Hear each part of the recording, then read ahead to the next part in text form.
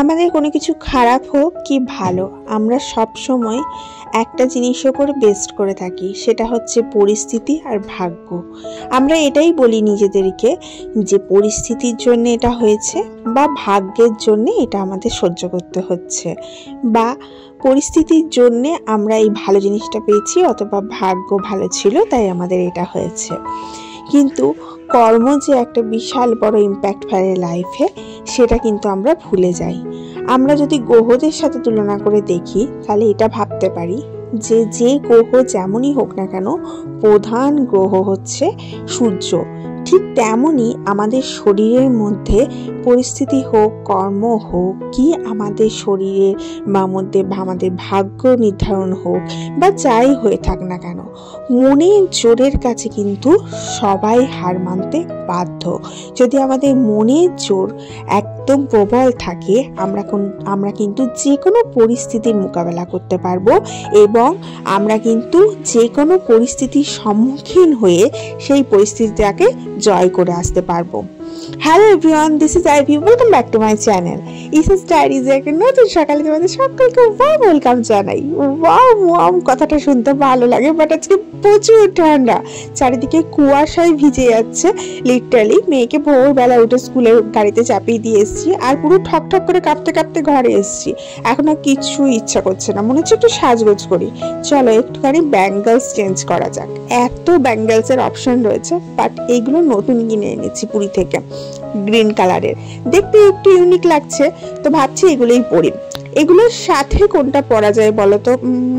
Stone বসানোগুলো পরবো, ঠাক তুলে রাখি, তারপরে দেখা যাচ্ছে কোনটা পরা যায় আর কোনটা পরা যায় না। মাঝে মাঝে আমি ব্যাঙ্গেলস, ইয়াররিংস এগুলো চেঞ্জ করতে থাকি, ভালো লাগে। চেঞ্জ করলে নিজেকে একটু নতুনত্ব লাগে, আর চোখের সামনে কালারটা চেঞ্জ হলে বা জিনিসটা চেঞ্জ হলে মনটা আপসে ভালো হয়ে যায়।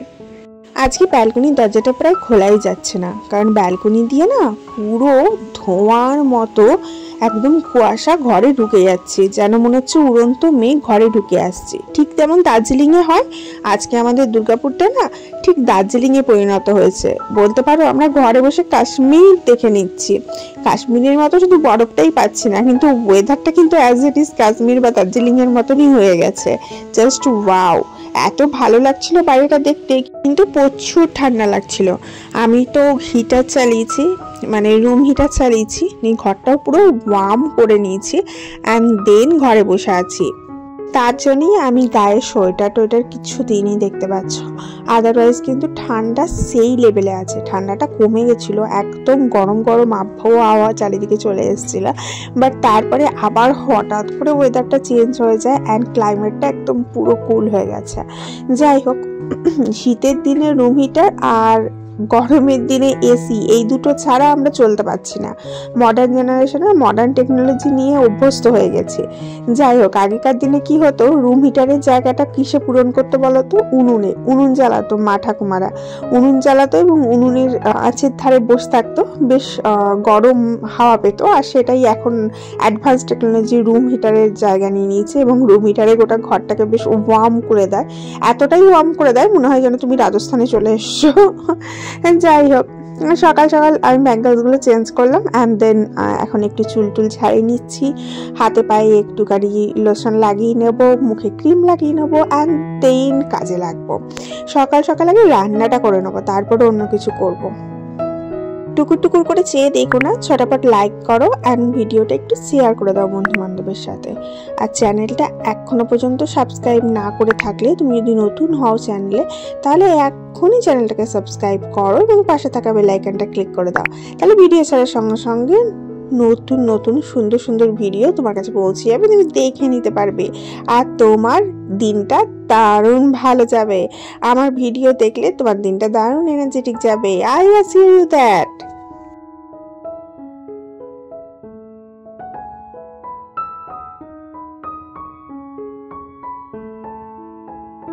আজকে আমি একটা নতুন রেসিপি ট্রাই করছি, সেটা তোমাদের সাথে শেয়ার করি। সেটা হচ্ছে অনেকে ফুলকপি খেতে চায় না, অনেকে কুমড়ো খেতে চায় না, হ্যাঁ অনেকে বেগুন খেতে চায় না। তো আজকে ফুলকপি, কুমড়ো আর বেগুন দিয়ে একটা সবজি করছি, যেটা একটু ঘ্যাঁটের সবজির মতো।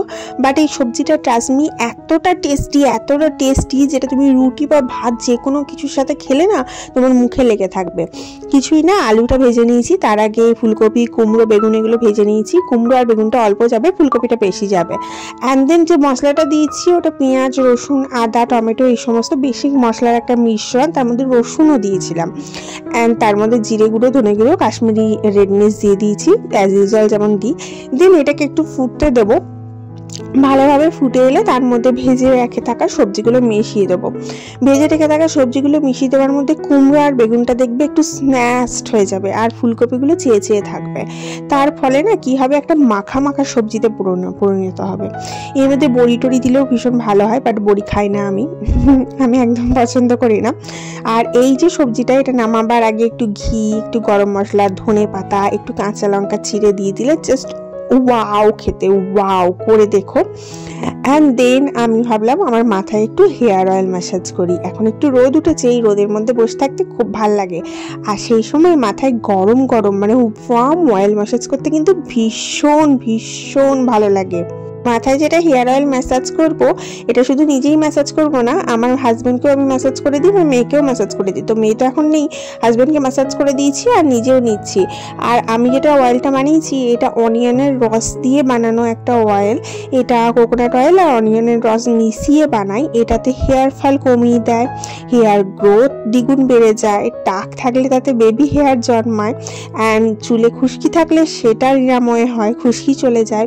চুলের মধ্যে কোনো রকম প্রবলেম থাকলে সেটা চলে যায়, চুল ড্রাই থাকলে সেটা রিপেয়ার হয়ে যায়, চুলটা যদি তোমার রাফ হয়ে যায় সেটা তোমার স্মুথ হয়ে যায়। অনেক গুণ আছে এর। এটা জাস্ট ঘরে একটু কষ্ট করে যদি বানাতে পারো, বানিয়ে যদি লাগাতে পারো, তোমার হেয়ারের, স্ক্যাল্পের যাবতীয় যত প্রবলেম আছে সব নিরাময় হয়ে যাবে। আর শীতকালে মাথায় গরম গরম হেয়ার অয়েল ম্যাসাজ করতে কিন্তু ভীষণ ভালো লাগে। তবে হ্যাঁ, খুব বেশি গরম না, হালকা ওয়ার্ম যখন থাকবে তখন ম্যাসাজ করতে হবে। দেন এটাকে আমি রেখে দেবো প্রায় 1 ঘন্টা 2 ঘন্টা এরকম থাকবে। দেন তারপরে শ্যাম্পু দিয়ে, সাবান দেবো না, শ্যাম্পু দিয়ে ভালোভাবে ওয়াশ করে নেবো, অ্যান্ড কন্ডিশনার লাগিয়ে নেবো। কন্ডিশনার আমাদের মেয়েদের মাস্ট, ছেলেদের লাগে না। আর ছেলেদের যাদের বড় চুল আছে তারা কন্ডিশনারটা অবশ্যই অ্যাপ্লাই করবে। অ্যান্ড দেন চুলটাকে ন্যাচারালি শোকাবো, আমি কোনো রকম ড্রায়ার ইউজ করি না। আর চুলের গ্রোথ, কোয়ালিটি সব চেঞ্জ হয়ে যাবে এই একটা হেয়ার অয়েলে। যদি তোমাদের মনে হয় যে কীরকমভাবে বানাই বা কি যাবতীয় জিনিস দেখতে চাও, তো আমার একটু পুরোনো ভিডিওগুলো সার্চ করে দেখতে পারো, স্টাইল ব্লগের মধ্যে পেয়ে যাবে। দেখবে অনেকগুলো আমার এরকম আছে। আর এটা আমি আজকে এখন নতুন বলে নয়, বিগত কয়েক বছর ধরে ইউজ করছি এই হেয়ার অয়েলটা বানিয়ে। প্রচুর প্রচুর উপকার পেয়েছি আমারও, আমার হাজব্যান্ডেরও। তো ট্রাস্ট মি, করে দেখতে পারো।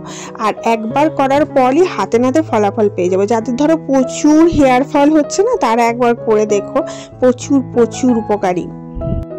ওদিকে তরকারিটা বসিয়ে দিয়েছি, তরকারিটাকে ধিমে আঁচে রেখে দিয়েছি, ও ফুটে ফুটে হতে থাক। তা করতে করতে এই মাথায় হেয়ার অয়েলটা ম্যাসাজ করে নেবো। ম্যাসাজ করার পরে যখন যাবো ততক্ষণে দেখবো তরকারিটা হয়ে গেছে। আর এই আর কি। আর যতক্ষণ না একটু রোদ্দুর উঠছে ততক্ষণ ব্যালকনি দরজা খোলাই যাচ্ছে না। আজকে এতটাই ওয়েদার খারাপ, কিন্তু যখন রোদ্দুর উঠলো তখন দেখো একদম কড়া রোদ্দুর, মানে একদম ঘরে আলোয় আলোকিত হয়ে গেছে, সুন্দর ওয়েদার হয়ে গেছে। এরকম ওয়েদারে কিন্তু মাথায় হেয়ার অয়েল ম্যাসাজ করতে বা শ্যাম্পু করতে বা চান করতে ভালো লাগে, কারণ চুলটা শুকিয়ে যাবে রোদ্দুরে। আর যখন ওয়েদারটা খারাপ থাকে, ধরো মেঘলা হয়ে থাকে, তখন কিন্তু চুলটা শুকাতে চায় না। কিন্তু আমি ড্রায়ারটা খুব একটা ইউজ করি না, ড্রায়ার একদমই ইউজ করি না বলতে পারো। যখন একদমই আমার কাছে কোনো অপশন থাকে না তখন ইউজ করি। ড্রায়ার ইউজ করলে না তোমার চুল কিন্তু খারাপ হয়ে যাবে, রাফ হয়ে যাবে, ড্রাই হয়ে যাবে, চুলের টেক্সচার নষ্ট হয়ে যাবে। যারা রেগুলার বেসিসে ইউজ করে তারা জানে। কেউ যদি তোমাকে বলে থাকে রেগুলার বেসিসে ড্রায়ার ইউজ করে সে ভালো ফলাফল পাচ্ছে, তাহলে সে মিথ্যা কথা বলছে। সেটা কখনোই হতে পারে না। একদিন না একদিন তার ফলাফলটা দেখতেই পাবে হাতে নাতে। চলো লাঞ্চটা করে আসা যাক। লাঞ্চের মেনুতে আজকে কী কী ছিল বলো তো? ওই যে সবজিটা করেছিলাম ওইটা জাস্ট দুর্ধর্ষ হয়েছিল খেতে। খেতে ইয়ামি, আর তার সাথে পেঁয়াজি করেছিলাম, পকোড়া গরম গরম, আর কিছুই করিনি আজকে। ঠান্ডাতে ভাল লাগছে না কিছু করতে। কিন্তু টক দই, শীত গ্রীষ্ম বর্ষা টক দই আমাদের ভরসা। টক দই ছিল, টক দই ভীষণ ভালো হেলথের জন্য, স্ক্যাল্পের জন্য, তোমার স্কিনের জন্য, ওভারঅল ডায়েটের জন্য ভীষণ ভালো। টক দইটা তোমার ডায়েটে অবশ্যই রাখবার চেষ্টা করো। আর এটা একটা লঙ্কার পকোড়া করেছি, আমি খাবো বলে, আমার ভীষণ পছন্দ। একবার আমার ভাই যখন ছোট ছিল তখন আমার ছোট মেশো বদমাইশি করে আমার ভাইকে খাইয়ে দিয়েছিল লঙ্কার পকোড়া। যাই হোক, কিছু কিছু মানুষের এত অভ্যাস খারাপ থাকে আর স্বভাব চরিত্র বাজে থাকে, যার জন্য অনেক ছোট বাচ্চাকে সাফার করতে হয়, মজা করতে গিয়ে ছোট বাচ্চাকে কষ্ট দেয়। যাই হোক, তো চুলটা এখন শ্যাম্পু করে চলে এসেছি, মানে লাঞ্চে খিদে পেয়ে গেছিলো তো চান টান করে আগে খেয়ে নিলাম। এখন চুলটাকে শুকিয়ে নেবো। এই যে দেখো, শুকনো গামছা, একবার একটা গামছা বেঁধে রাখি, তারপরে আবার একটা শুকনো গামছা বেঁধে রাখি, তো বা দুবার গামছা চেঞ্জ করি। তো এই জায়গায় শুকনো গামছাটাকে ভালোভাবে দিয়ে রাব করে চুলটাকে ভালোভাবে শুকিয়ে নেবো, অ্যান্ড দেন ছেড়ে রেখে দেবো, এমনি শুকিয়ে যাবে। আর ব্যালকনির রোদ্দুরে একটুখানি বসি, তাকাতে তাকাতে চুলটা শুকিয়ে যায় এমনি। আর এখন তো ছোটো চুল হয়ে গেছে, এখন তো এমনি শুকিয়ে যাবে, বড় চুলই শুকিয়ে যেত। যাই হোক, এমনি যে চুলটা শোকাতে চায় না গোড়ার দিকগুলো একটু, কিন্তু এই রোদে একটু বসলে হালকা হালকা শুকিয়ে যায়, বাকিটা এমনি শুকিয়ে যায়। তো আজকের ভিডিওটা এই অবধি। কি দেখছো? ভিডিওটা লাইক শেয়ার সাবস্ক্রাইব করতে যেন ভুলো না। দেখা হচ্ছে কালকে আবার একটা নতুন ভিডিওতে। ততক্ষণ তোমরা সবাই কি করবে? ভালো থাকবে, সুস্থ থাকবে, অনেক হ্যাপি থাকবে, আর নিজে আর নিজের পরিবারকে অবশ্যই অবশ্যই সেফ রাখবে। বুঝেছো? সেফ থাকাটা আর ভালো থাকাটা কিন্তু এসেন্সিয়াল। বাকি অন্য কিছু না হলেও চলবে, আড্ডা মারা, গল্প করা, দামি দামি জিনিস কেনা, এইসবগুলো জীবনে সারা জীবন পড়েই থাকবে, কিন্তু ভালো থাকা সুস্থ থাকাটা কিন্তু মেন দরকার। যেমন দেখলে প্রতিদিন বেসিসে আমি এক্সারসাইজ করছি, একটু করে এক্সারসাইজ করবে, দেখবে মন শরীর সব এনার্জেটিক থাকবে এবং ভালোও থাকবে। তো দেখা হচ্ছে আবার একটা নতুন ব্লগে। ততক্ষণ পর্যন্ত tata, love you, bye bye, good night.